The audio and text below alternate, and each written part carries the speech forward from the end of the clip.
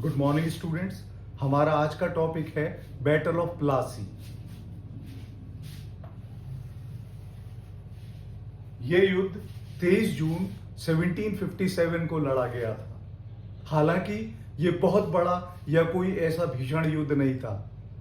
ये युद्ध बंगाल के नवाब सिराजुद्दौला और ईस्ट इंडिया कंपनी, जिसका नेतृत्व लेफ्टिनेंट कर्नल रॉबर्ट क्लाइव कर रहे थे, इनके बीच में हुआ था, जिसमें ईस्ट इंडिया कंपनी ने नवाब सिराजुद्दौला को पराजित कर दिया। ये एक तरह से मुठभेड़ जैसा युद्ध था, जिसमें ईस्ट इंडिया कंपनी से केवल 27 सैनिक मारे गए थे और 50 घायल हुए थे, और सिराजुद्दौला की तरफ से 500 सैनिक या तो घायल हुए थे या मार डाले गए थे। तो युद्ध बहुत छोटा है, लेकिन इसका दूरगामी परिणाम बहुत बड़ा है। पूरे भारत पर इसका प्रभाव आया। अब कैसे आया? Number 1, it marked the beginning of British colonial rule in India. इसने भारत में ब्रिटेन के औपनिवेशिक साम्राज्य का प्रारंभ किया। इसी युद्ध से ईस्ट इंडिया कंपनी आगे बढ़ी। दूसरा जो सबसे बड़ा परिवर्तन आया कि ईस्ट इंडिया कंपनी, जो अभी तक एक व्यापारिक कंपनी के रूप में देखी जा रही थी, वो रातों रात बदल के एक बहुत शक्तिशाली राजनीतिक शक्ति के रूप में परिवर्तित हो गई। इसके बाद इनको इकोनॉमिकल फायदा भी हुआ, फाइनेंस का भी फायदा हुआ, और 24 परगना, एक बहुत समृद्ध जगह है बंगाल में, उसकी जमींदारी का राइट भी इन लोगों के पास आ गया, ईस्ट इंडिया कंपनी के पास। उसके बाद ईस्ट इंडिया कंपनी की प्रेस्टीज या प्रतिष्ठा पूरे भारतवर्ष में बढ़ गई, और इसके पराभव में फ्रेंच ईस्ट इंडिया कंपनी आती चली गई, और इन्होंने कुछ ही दिनों के बाद 1760 के वांडीवाश के युद्ध में फ्रांसीसी सेना को पराजित कर दिया था। इसके बाद इस युद्ध में जो सबसे महत्वपूर्ण चीज हुई वो हुआ शिफ्ट ऑफ पावर। अभी तक मुगल सत्ता पावरफुल थी, लेकिन इस युद्ध के बाद जो रीजनल शक्तियां हैं, क्षेत्रीय शक्तियां हैं, जैसे मराठा, सिख, जाट, बंगाल पठान, अवध, निजाम, हैदराबाद, और बहुत सारे ऐसे क्षेत्रीय शक्तियां उभरने लगी, और उन्हीं शक्तियों के बीच में ब्रिटिश ईस्ट इंडिया कंपनी भी एक शक्ति के रूप में अपने आप को स्थापित करने में सफल रही। तो प्लासी का युद्ध बहुत महत्वपूर्ण है इंडियन हिस्ट्री की दृष्टि से। ये प्लासी बंगाल में था। ईस्ट इंडिया कंपनी जो थी, उन्होंने अपना सबसे बड़ा गढ़ जो बनाया था वो बंगाल में ही बनाया था। पिछले लेक्चर में मैंने आपको बताया था कि इन्होंने 1690 से कलकत्ता की स्थापना प्रारंभ कर दी थी। फिर यहां पर इन्होंने एक बहुत बड़ा और विशालकाय और मजबूत किला बना लिया, फोर्ट विलियम। तो प्लासी के युद्ध के आने से पहले आपको यह जानना आवश्यक है कि ये जो क्षेत्र है बंगाल का, इसका भारत का इतिहास क्या है। देखो, सबसे पहले पुरापाषाण काल, नवपाषाण काल, ताम्रपाषाण काल, यानी कि पैलियोलिथिक, नियोलिथिक और चैल्कोलिथिक, तीनों ही युग में इस क्षेत्र में मानव की बस्तियां मिल जाती हैं। बहुत इंपॉर्टेंट सेटलमेंट्स भी वहां पर थे, जैसे पांडु राजर धीवी,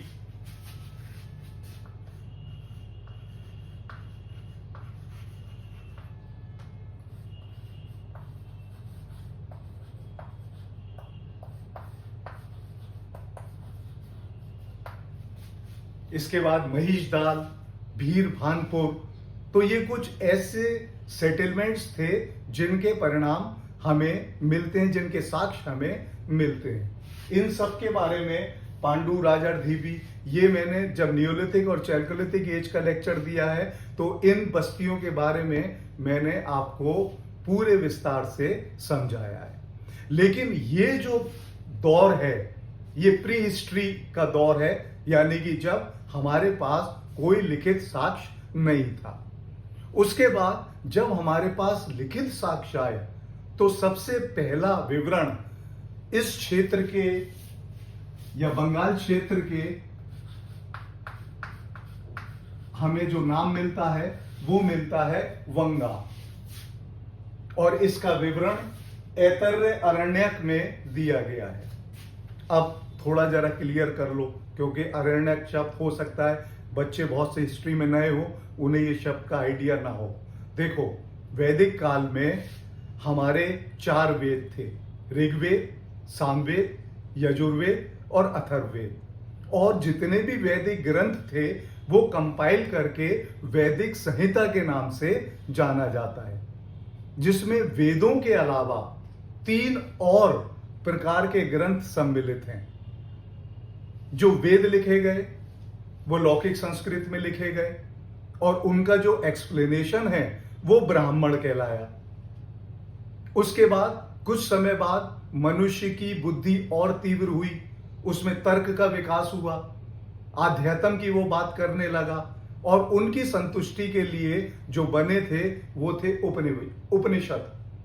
और चौथा अरण्यक, इनको जंगल बुक्स बोला जाता था।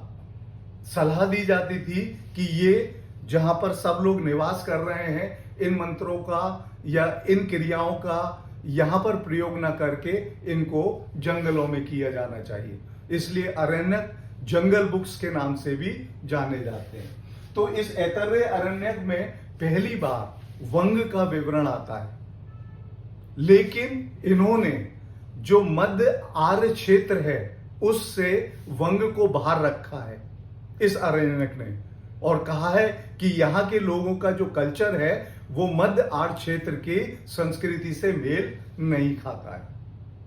इसके बाद अगला जो इसका विवरण मिलता है वो हमें महाभारत से मिलता है। महाभारत में कई पूर्व के राज्यों के बारे, बंगाल पूर्व में तो पूर्व राज्यों के बारे में बताया गया है, अंग, वंग, कलिंग, और जो पांडव प्रिंस था भीम, उसने इन सारे क्षेत्रों को जीता था। देखो, एक साइट भी है बंगाल में, मैंने बताई है तुम्हें, पांडु राजर धीबी। ये पहली ऐसी साइट है जिसका उत्खनन बंगाल में हुआ है। अगर बंगाल में उत्खनन के लिए पहली कोई साइट पूछी जाएगी तो आपका उत्तर ये होगा। तो पांडु इनके पिता थे। तो इसके बारे में जिसने इसको खोजा, पीसी दास गुप्ता, उन्होंने एक बहुत बड़े टीले को ये कहा कि यहां पर पांडु महाराज बैठते होंगे, यानी कि ये ध्यान रखें कि वंग को भीम ने जीता था। इसके बाद जब हम थोड़ा और आगे बढ़ते हैं तो आता है महाजनपद, 6ठी शताब्दी ईसा पूर्व में, और आपने 16 महाजनपदों के बारे में पढ़ा होगा। इसमें जो पूर्व की तरफ जनपद था वो था अंग, जिसकी राजधानी थी चंपा, और वो बहुत बड़ा व्यापारिक केंद्र था और ट्रेड रूट्स, व्यापारिक मार्ग वहां से होके जाते थे। उसी के बराबर में लगा हुआ ये वंग का क्षेत्र रहा होगा, यहां पर भी व्यापारिक प्रोस्पेरिटी रही होगी, लेकिन महाजनपद सीधे सीधे इसके बारे में कुछ नहीं बोलते हैं, वो अंग तक सीमित रह जाते हैं। इसके बाद एक श्रीलंका का ग्रंथ है महावंश, बहुत इंपॉर्टेंट है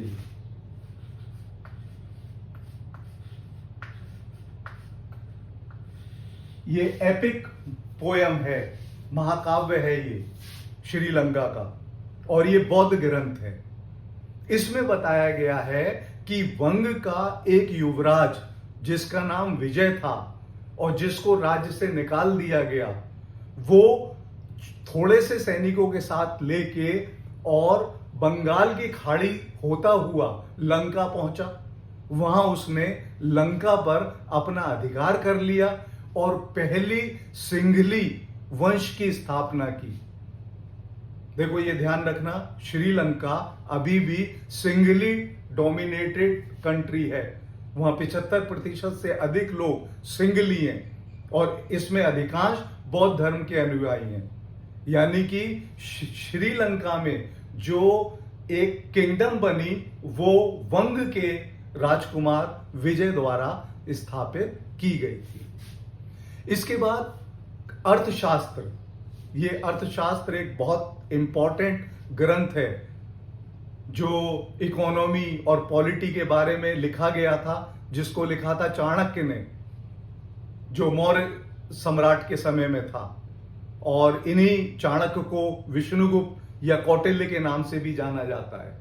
तो इस अर्थशास्त्र में वंग का विवरण देते हुए आचार्य चाणक्य लिखते हैं कि यहां से सफेद और बहुत ही मुलायम कपड़े का प्रोडक्शन होता था, यानी कि मौर्यों के समय में वो एक बहुत इंपॉर्टेंट ट्रेडिंग सेंटर रहता होगा। तो मौर्य वंश और गुप्त वंश, चूंकि ये बड़े बड़े वंश थे, इन्होंने इस क्षेत्र पर, बंगाल के क्षेत्र पर अपना अधिकार कर लिया। उसके बाद एक कवि कालिदास हैं, जो भारत के प्राचीन काल के श्रेष्ठ कवि और प्ले राइटर बोले जाते हैं। उन्होंने उनका एक ग्रंथ है रघुवंश, और उस रघुवंश में इन्होंने बताया है कि वंग की जो नौसेना थी वो बहुत ज्यादा स्ट्रांग थी। यानी कि हमें देखो, इसमें बहुत आसानी भी रहेगी। अगर आप सोर्सेस के आधार पर पढ़ते हुए चलेंगे तो परीक्षाओं में आपको बहुत ज्यादा परेशानी की आवश्यकता नहीं पड़ेगी। इसके बाद हमें अगला जो नाम मिलता है, इस वंग का नाम अब खत्म हो गया, और यहां पर एक दूसरा नाम कभी पनपा, और वो कहलाया गौड़।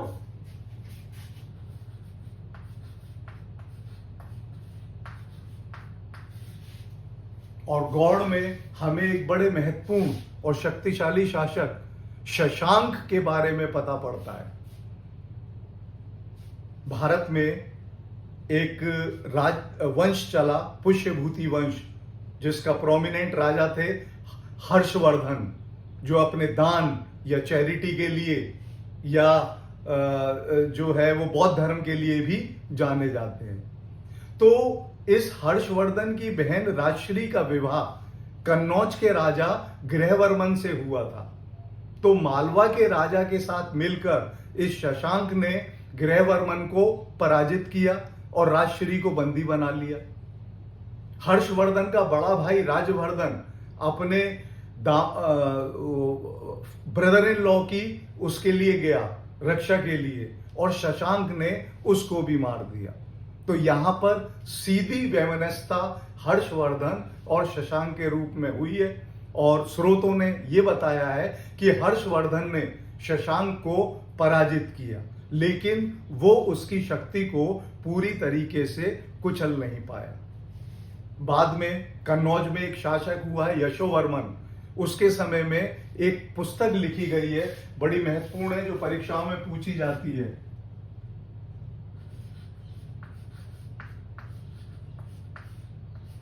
गौड़वाहो। इसके लेखक हैं वाकपति राज, जो बंगाल के ऊपर कन्नौज के राज्य की विजय को बताता है। ठीक है। उसके बाद जो हमें विवरण मिलता है, मतलब बहुत अच्छी तरीके से मिलने लगता है, वो मिलता है पाल वंश के समय में। और ये विवरण मिलता है कि बंगाल में उस समय मत्स्य राज्य था, यानी कि कोई लॉ एंड ऑर्डर वहां पर नहीं था। तो लोगों ने डेमोक्रेटिक तरीके से एक व्यक्ति, राजा जिसका नाम था गोपाल, उसको राजा के रूप में चुना। तो भारत के प्राचीन इतिहास में लोकतांत्रिक पद्धति से चुना जाने वाला पहला जो शासक है, दैट इज गोपाल। उसके बाद ये लोग जो हैं पाल वंश, आपको एक युद्ध भी ध्यान होगा, ट्राइपर्टाइट स्ट्रगल, त्रिकोणात्मक संघर्ष, जो करीब 100 साल चला है, और वो 3 शक्तियों में चला है। बंगाल के पाल, भीनमाल के गुर्जर प्रतिहार और मान्यखेत के राष्ट्रकूट, इन में ये चलता ही रहा। और इसका मुख्य उद्देश्य था, क्योंकि हर्षवर्धन के बाद कन्नौज कमजोर हो गया था, कन्नौज के अधिकार को लेकर ये युद्ध चलते रहे। तो बंगाल एक्टिवली नॉर्थ इंडिया की लड़ाइयों में शामिल हो रहा है। यहां पर एक और पालों का राजा हुआ है, धर्मपाल, जिसने विक्रमशिला यूनिवर्सिटी, जो प्राचीन की एक बहुत बड़ी मॉनेस्ट्री भी थी, उसको स्थापित किया था। इसके बाद पाल वंश के बाद बंगाल में एक वंश आया, सेन वंश।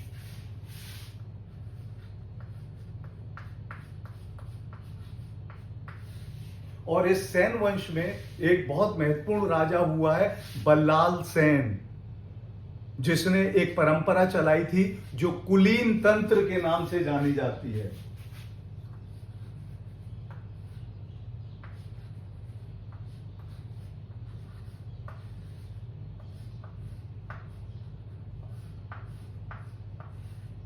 अब ये कुलीन तंत्र और इसके बारे में हम विस्तार से एंशिएंट वाले पार्ट में पढ़ेंगे। यहां तो केवल आप इसको बंगाल से संदर्भित करते हुए पढ़ रहे हैं।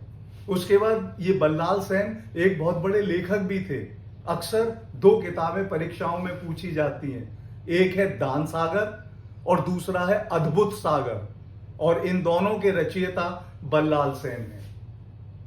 इसके बाद इस वंश का अंतिम शासक था लक्ष्मण सेन, और उसी के समय में बख्तियारुद्दीन खलजी, जो मोहम्मद गौरी का लेफ्टिनेंट था, उसने पूर्व में पटना और बंगाल इसमें आक्रमण किया। वही वो व्यक्ति है जिसने नालंदा विश्वविद्यालय को भी जला दिया था, और एक तरह से पहली बार ये तुर्की राज्य जो है वो बंगाल में शुरू हो गया। इसके बाद भारत में स्थितियां बदली और 1206 में कुतुबुद्दीन ऐबक ने दिल्ली सल्तनत को प्रारंभ कर दिया। तो ये बंगाल का जो क्षेत्र है वो बलवन के समय तक आते आते पूरी तरीके से दिल्ली सल्तनत के अधिकार क्षेत्र में आ गया था।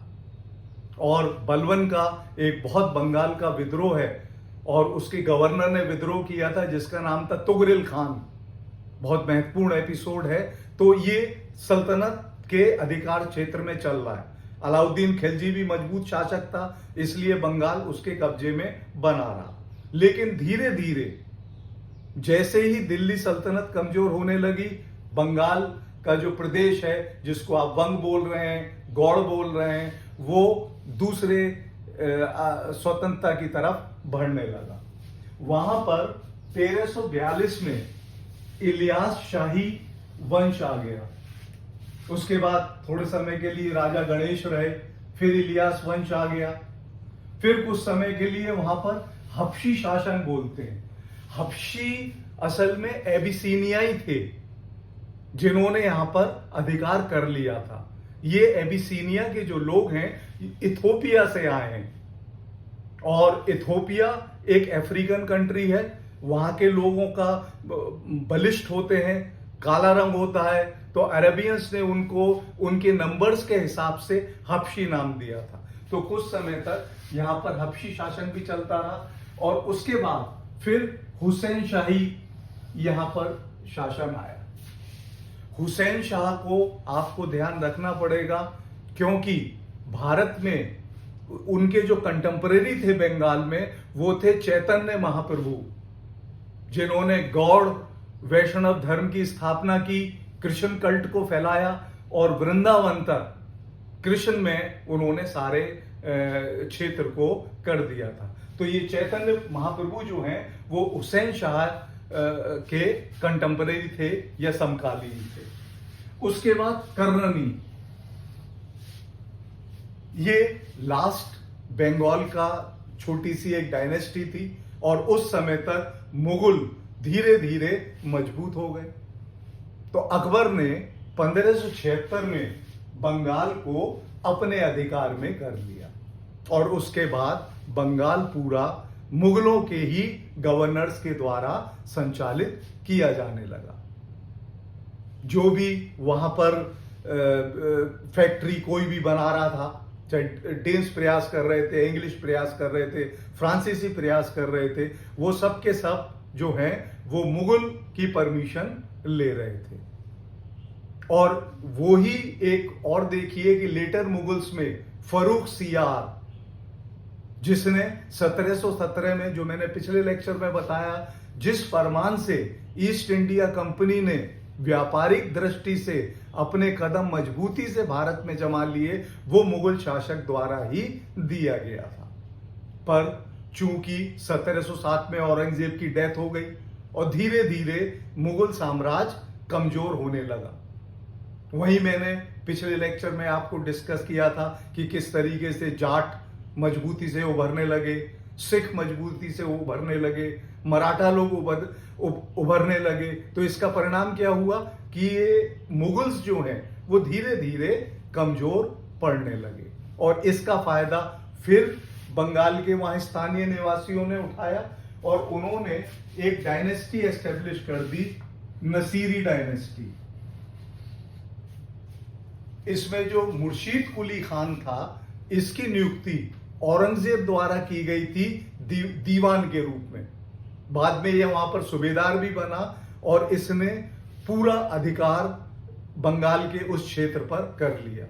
यह पहला व्यक्ति था जिसने बंगाल की राजधानी ढाका से मुर्शिदाबाद ट्रांसफर कर दी। उसके बाद एक अगला शासक है शुजाउद्दीन, इसने बिहार को जीत लिया। तो अब बिहार और बंगाल ये मिलके प्रांत बड़ा होने लगा। उसके बाद एक अगली डायनेस्टी आई, अफशार डायनेस्टी, और इसके दो नवाब हुए। एक नवाब अलीवर्दी खान और दूसरा जो अंतिम स्थायी नवाब है बंगाल का, जिसको ईस्ट इंडिया कंपनी ने हराया प्लासी के युद्ध में, वो था सिराजुद्दौला। ठीक है। अलवर्दी खान के समय में मराठाओं के आक्रमण होने लगे और वो मराठाओं के आक्रमण से इतना त्रस्त हुआ कि उसने अपनी रक्षा के लिए मराठों को 12 लाख रुपए वार्षिक चौथ देना स्वीकार कर लिया। असल में मराठा दो किस्म के टैक्सेस लेते थे, चौथ और सरदेशमुखी। आगे इसको डिस्कस करेंगे, पर चौथ जो है वो अलीवर्दी खान को देना शुरू हो गया, वो देने लगा। उससे क्या हुआ, मराठा जो आक्रमण कर रहे थे तो अलीवर्दी खान कमजोर हो रहा है और ईस्ट इंडिया कंपनी इससे बहुत खुश हो रही है। वो चाहती थी कि बार बार आक्रमण हो और बंगाल का जो नवाब है ये धीरे धीरे कमजोर हो। इसके बाद गद्दी पर बैठा सिराजुद्दौला। ये 23 साल का युवा नवाब था और ये कुछ करना चाहता था। तो सबसे पहले इसने ईस्ट इंडिया कंपनी और फ्रेंच ईस्ट इंडिया कंपनियों को कुछ निर्देश दिए। इसके अलावा सिराजुद्दौला ने 3 आरोप, जो मुख्य आरोप हैं, वो ईस्ट इंडिया कंपनी पर लगाए और उन्हें उस तरीके का एक चिट्ठी भेजी। सबसे पहला आरोप ये था, उसने कहा कि अंग्रेज जो हैं उन्होंने मजबूत किलेबंदी कर ली है और किले के चारों तरफ खाई या डिच खोद दी है। उसका कहना यह था कि नवाब के क्षेत्र में अगर इस तरीके का काम कोई भी कर रहा है तो वो कानून के दायरे में नहीं आता है। तो ब्रिटिश ईस्ट इंडिया कंपनी को अपनी वो किलेबंदी ढा देनी चाहिए और वो जो खाई वो खोद रहे हैं उसको बंद कर देना चाहिए। ये पहला आरोप उसने ईस्ट इंडिया कंपनी पे लगाया। उसने दूसरा आरोप ये लगाया कि भाई दस्तक ईस्ट इंडिया कंपनी के लिए है, जो फर्रुख सियार के उससे आई थी। वो कहा कि जो कंपनी के एजेंट हैं उनको दस्तक यूज करने का राइट नहीं है और वो भ्रष्टतापूर्ण इसको यूज कर रहे हैं और इसका नुकसान शाही खजाने को पड़ रहा है। जो कस्टम ड्यूटी राजा के नवाब के पास आनी चाहिए वो कस्टम ड्यूटी पूरी तरीके से नवाब के पास नहीं आ रही है। ये उसने दूसरा आरोप लगाया। फिर उसने तीसरा आरोप ये लगाया कि they are giving protection to the disloyal and corrupt officer, यानी कि ईस्ट इंडिया कंपनी नवाब के जो प्रजा है जो उसके प्रति वफादार नहीं है या जो भ्रष्ट है या जो नवाब के खुद के एम्प्लॉइज हैं उनको ईस्ट इंडिया कंपनी प्रोटेक्शन दे रही है। ईस्ट इंडिया कंपनी ने इसमें से किसी पर भी कोई ध्यान नहीं दिया और इसके परिणाम स्वरूप सिराजुद्दौला ने कलकत्ता को घेर लिया, कलकत्ता को ऑक्युपाई कर लिया और फोर्ट विलियम को भी उसने जीत लिया। अच्छा, फोर्ट विलियम को जब उसने जीता तो वहां पर एक एपिसोड हुआ है।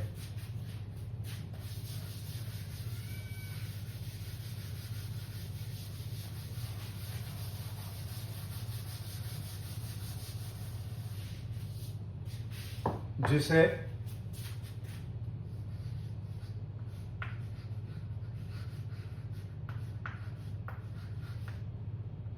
ब्लैक होल ट्रेजेडी के नाम से भी जाना जाता है।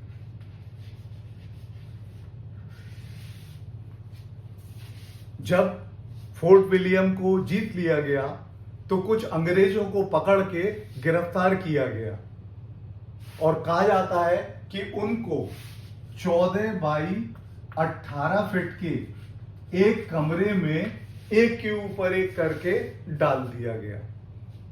बाद में एक व्यक्ति जो बंदीगृह में था और वो जीवित बच के निकल गया था, उसका नाम है J.Z. हॉलवेल।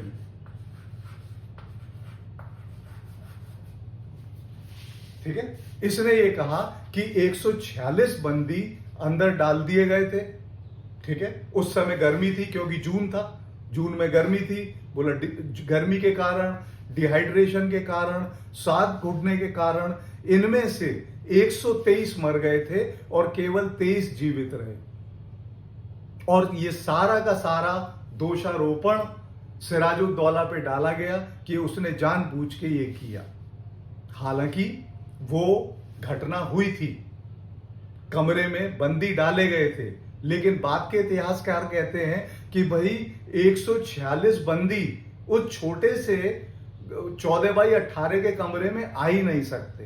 तो वो प्रिजनर्स की संज्ञा अलग अलग देते हैं। 64 प्रिजनर बताए जाते हैं और उनमें से उन्होंने कहा था कि 43 जो है उनकी वो क्या कहते हैं वो हो गई थी और 18 की डेथ हुई थी। तो ये इंसिडेंट हुआ, ये ब्रिटिश प्रोपागेंडा था, जबकि सिराजुद्दौला को ये भान नहीं था और ना उसने ये डेलिबरेटली किया था। ये उसके अधिकारियों की गलती थी और जैसे ही उसे ये पता पड़ा वो सुबह गया और उसने उन बंदियों को रिहा कर दिया, जिसमें ये J.Z. हॉलवेल भी थे। लेकिन अब जब प्रोपेगेंडा इतना फैल गया तो ब्रिटिश ईस्ट इंडिया कंपनी ने कलकत्ता और फोर्ट विलियम को वापस लाने के लिए अपने एक तेज तर्रार ऑफिसर रॉबर्ट क्लाइव को बंगाल बुला लिया और वो जो है अगस्त 1756 में बंगाल आ गया और जनवरी 1757 में उसने सिराजुद्दौला से फोर्ट विलियम को दोबारा से रिकैप्चर कर लिया। अब असली जो क्या कहते हैं षड्यंत्र है वो अब शुरू होता है और ये है सिराजुद्दौला का षड्यंत्र, सिराजुद्दौला के खिलाफ षड्यंत्र। इसमें 5 प्रमुख लोग शामिल थे, जिसमें पहला नाम है मीर जाफर। ये सिराजुद्दौला का कमांडर इन चीफ था और इसके ईस्ट इंडिया कंपनी के अधिकारियों के साथ साठगांठ हो गई और उन्होंने उसको अपने दल में शामिल कर लिया। दूसरा नाम है घसीटी बेगम। अलीवर्दी खान की एक बेटी का पुत्र सिराजुद्दौला है और उसकी जो दूसरी बेटी थी उसका नाम था घसीटी बेगम। तो वो चाहती थी कि सिराजुद्दौला गद्दी पर ना बैठे और एक दूसरा उसका भतीजा गद्दी पर बैठे।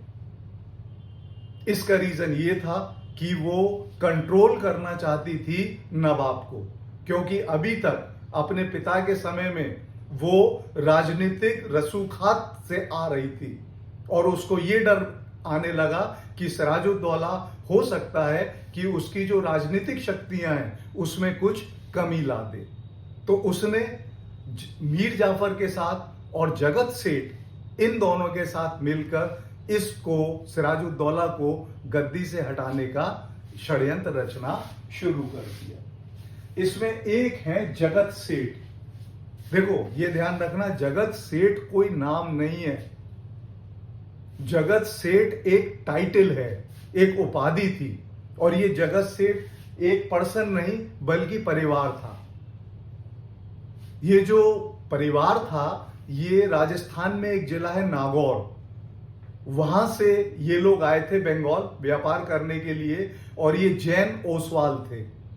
और धीरे धीरे इन्होंने संपत्ति को एकत्रित करना शुरू कर दिया। ये बहुत धनाढ्य हो गए।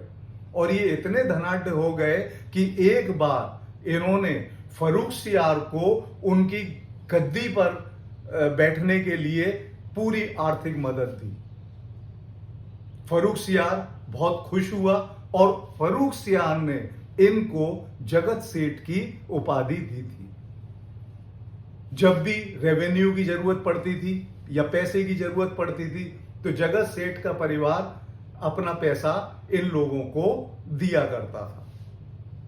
अलीवर्दी खान ने भी कई मौकों पर, जैसे मुगलों को पैसा भेजना है एक निश्चित समय पे, उस समय तक नवाब के पास पैसा नहीं है तो जगत सेठ उस पैसे को दे देता था जो मुगलों के पास चला जाता था।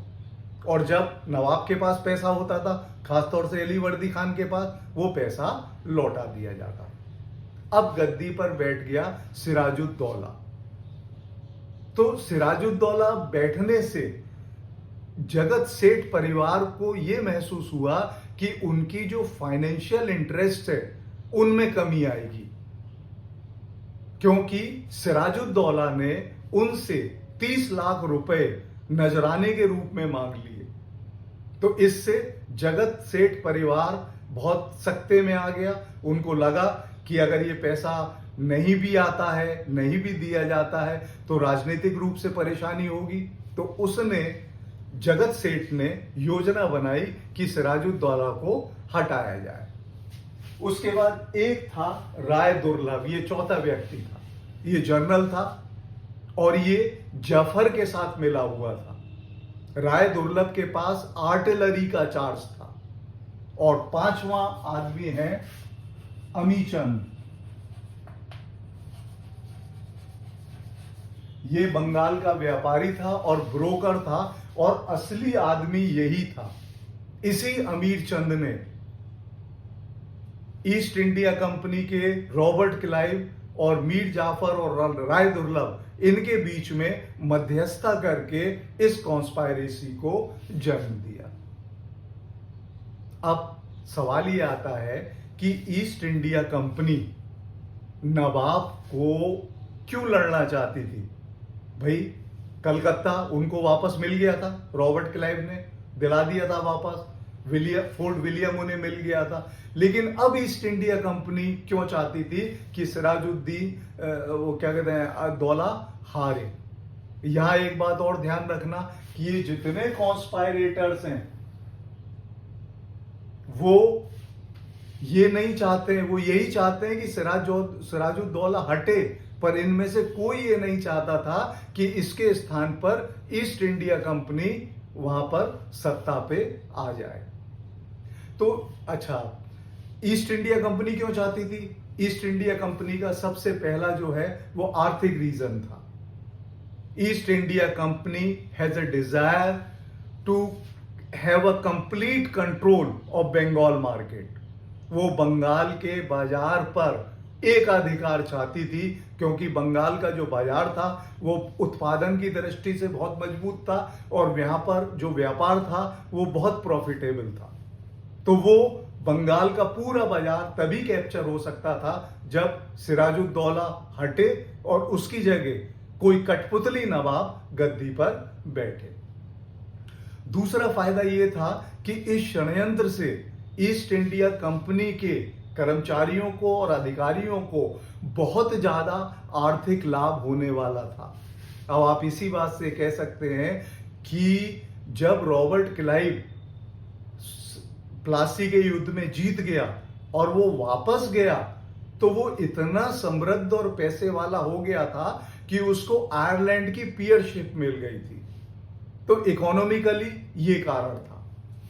पॉलिटिकली सबसे बड़ा कारण ये था कि ईस्ट इंडिया कंपनी चाहती थी कि जो उसका राजनीतिक प्रतिद्वंदी है वो समाप्त हो जाए, ताकि उनके व्यापार में या उनके विस्तार में कोई दिक्कत ना आए।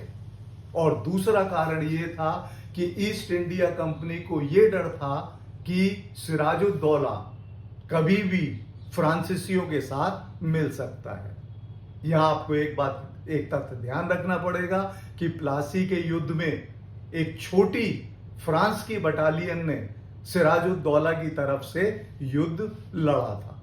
हालांकि वो युद्ध कॉन्स्पायरेसी में बदल गया।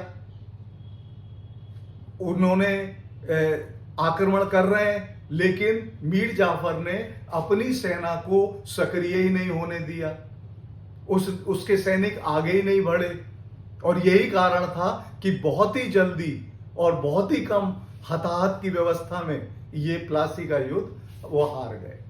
तो इस तरीके से प्लासी के युद्ध ने ब्रिटिश ईस्ट इंडिया कंपनी का एक रास्ता खोल दिया जो उन्हें उपनिवेशिक कंट्रोल की तरफ ले जाता है। तो अब ये हो गया। अब नेक्स्ट लेक्चर में हम प्लासी टू बक्सर आएंगे और तब किस तरीके से ईस्ट इंडिया कंपनी ने अपनी इकोनॉमी को और अपनी राजनीतिक शक्तियों को बढ़ाना शुरू किया, इसके विषय में चर्चा करेंगे। Thank you.